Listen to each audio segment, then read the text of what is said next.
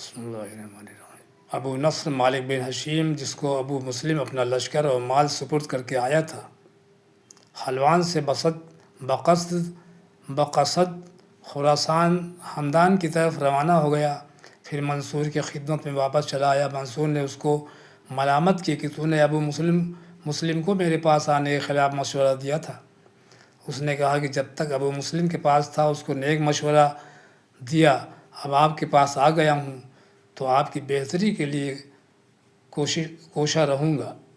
منصور نے اس کو موصل کی حکومت پر بھیج دیا، موصل کا گورنر بنا دیا۔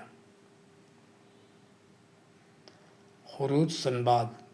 ابو مسلم کے قتل سے فارغ ہو کر بظاہر منصور کو اطمینان حاصل ہو چکا تھا، لیکن اس کے بعد بھی منصور کے لیے مشکلات کا سلسلہ برابر جاری تھا۔ ابو مسلم کے ہمراہیوں میں ایک مجوسی فیروز نامی جو سنباد کے نام سے مشہور تھا، وہ مسلمان ہو کر ابو مسلم کی فوج میں شامل تھا۔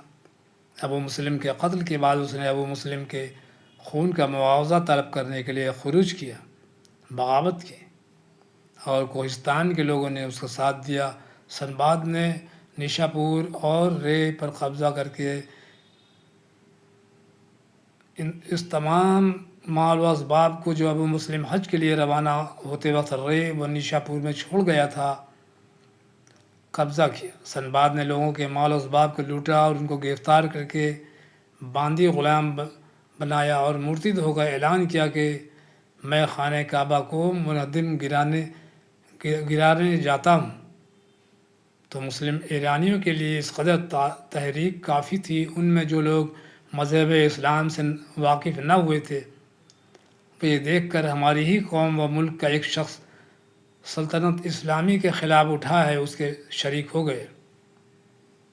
منصور نے جب اس فتنہ کا حال سنا تو سنباد کی سرکوبی کے لیے جمہور بن مرزا عجلی کو مامور کیا۔ ہمدان و رے کے درمیان لڑائی ہوئی۔ جمہور نے سنباد کو شکست دی۔ قریباً 7,000 آدمی سنباد کے ہمراہیوں میں مارے گئے۔ سنباد نے فرار ہو کر طبرستان میں پناہ لی۔